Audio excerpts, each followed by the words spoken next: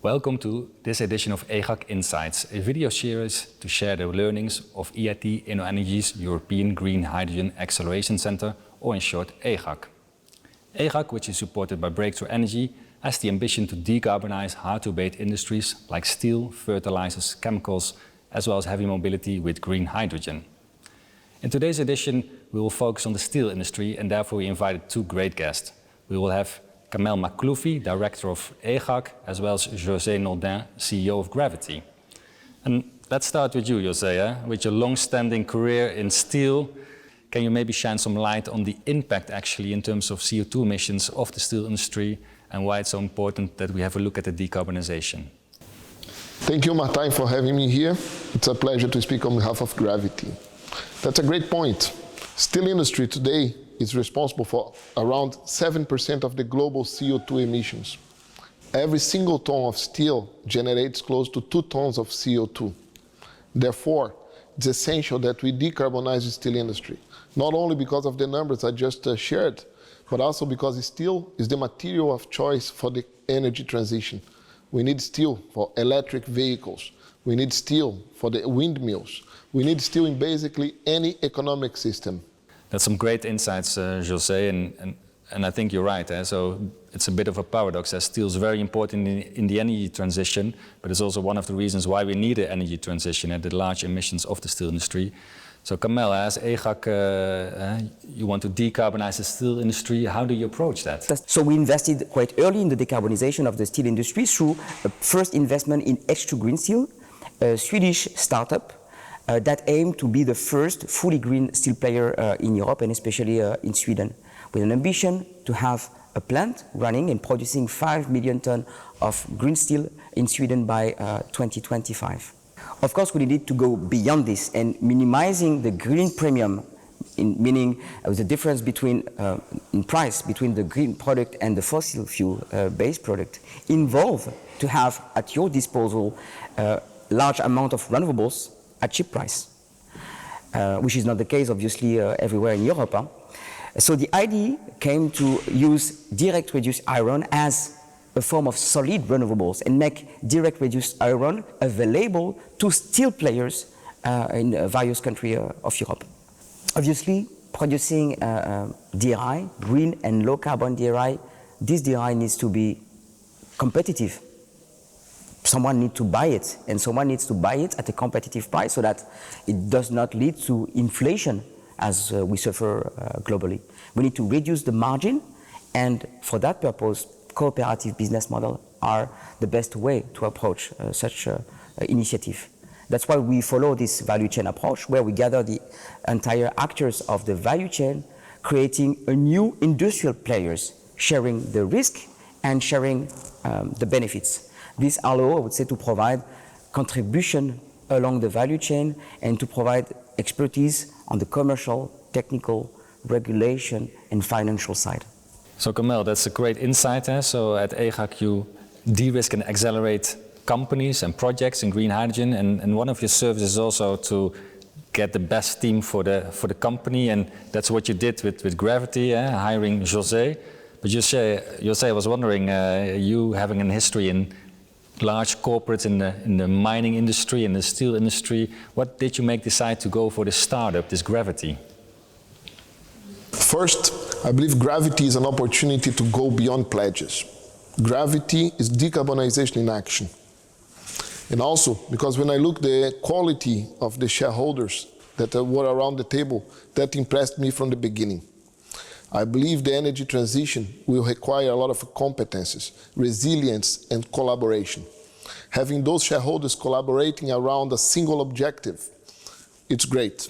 So we have EIT InnoEnergy, which brings the whole ecosystem to de-risk and accelerate our projects. We also have ENGIE, with all their expertise in electricity production. We also have EGHAC, a French champion, that will help us in the real estate development. We have Plug, with all the expertise in hydrogen equipment production. We have Primetals, brings a lot of expertise in DRI production. And then we have Forvia, which brings the offtake side of the supply chain. So at the end, it's a great consortium of companies which will make sure that GravitHy will be a great success.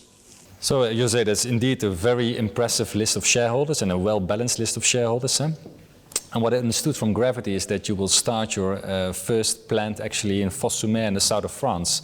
Can you maybe share a little bit of light on why Fos-sur-Mer and what is actually going to happen there? Thank you, Martijn. Actually, GravitHy is a platform of projects. We have been investigating several sites to install the plant. We shall start in Fos-sur-Mer because it's a great logistical hub, quite important to receive the raw materials and distribute the product. It's also a place where we count to have access to low carbon electricity, which is a fundamental aspect of the project, and access to the right competences, given the long-standing tradition of that place in steel and metals production. One key point is that the classical steel production has been evolving for the last 300 years. Therefore, the steel industry needs more than an evolution, it needs a revolution, a radical change. With GravitHy, we bring that innovation. We bring innovation in technology, we bring innovation in product, but also in business model. For the first time, iron and steel production can be located in different places. That way we optimize iron production. To be producing DRI and HBI, we can be distributed in the market for different steel producers in several locations, therefore optimizing the whole value chain. Each one focused on their core business and where they can generate more value. If I may add, we need to remind ourselves about the magnitude of the challenges. Decarbonizing 60% of the steel produced in Europe would require more than 500 terawatt-hours per year of power.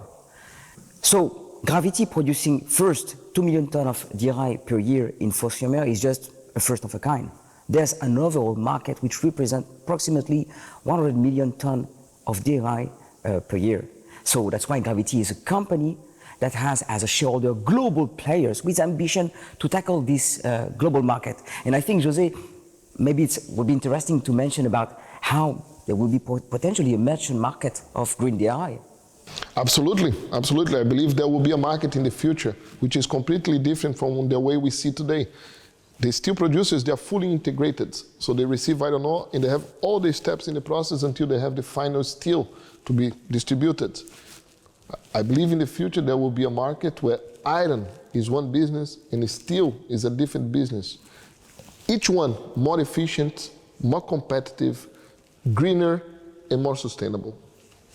Now we know a little bit more already about GravitHy, but maybe you could shine some light on the impact GravitHy will be making in France, or maybe even wider than France. Thank you very much for this question, Martijn. It's very important to remind and make the emphasis on the impact and the tremendous impact GravitHy will have. The European Green Hydrogen Acceleration Center wants to roll out green hydrogen at scale and have this impact, creating new jobs and new skills in a very profitable and green and low carbon way. So GravitHy is the first best example of this impact. So overall, we'll have more than 3,000 direct and indirect jobs created in this very industrial area of Fos-sur-Mer. But beyond that, I would say GravitHy has global ambition. Maybe we can mention that, José. Indeed, I couldn't agree more, Kamel. It's not only about the quantity. The future society is green, it's digital. So with the companies like GravitHy, will be a key vector in that transformation, creating high quality jobs and new competences for the regions that we operate. And then indeed, GravitHy is a front runner in a new market which is being created in iron production, which will help decarbonize steel production in the different steel producing regions, not only in Europe, but also in North America, South America, Asia, everywhere. GravitHy, we have the ambition and the vocation to be a player in several places in the world. So Kamel, you explained that AHAK was involved in the initiation of the new company, but I can imagine that once you have a plan, it's all nice and quite good, but how do you come from that plan now to execution? When do you expect to go live? Can you shine some light on that?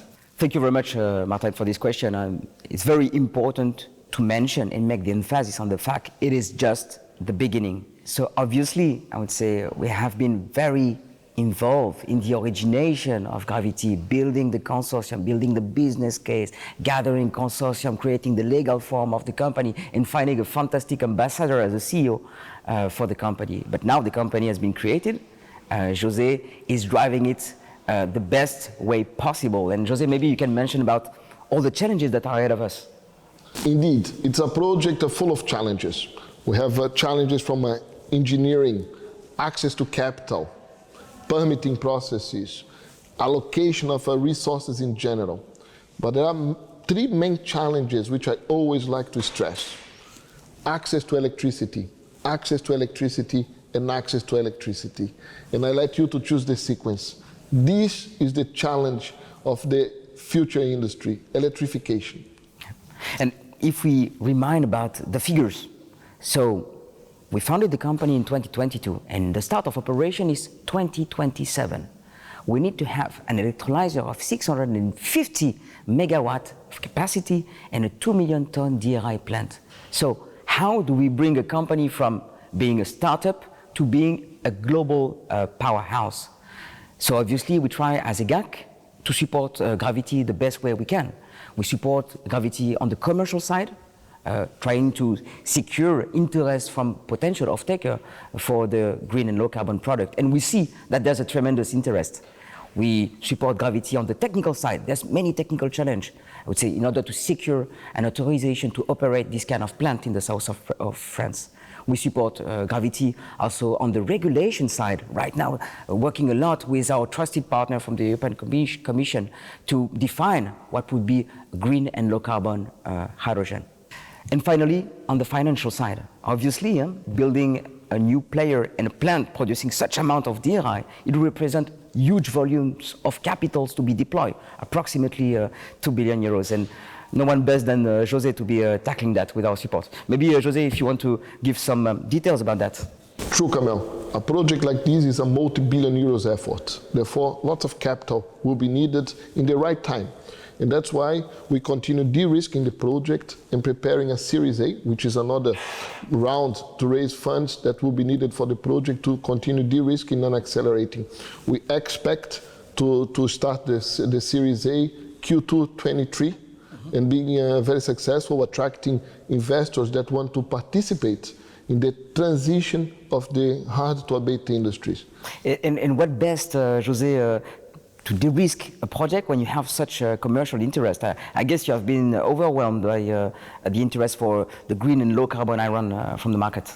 It's true. That has been the great novelty and the great surprise of the project is the interest which already exists from the different industry segments, automotive, energy, appliances.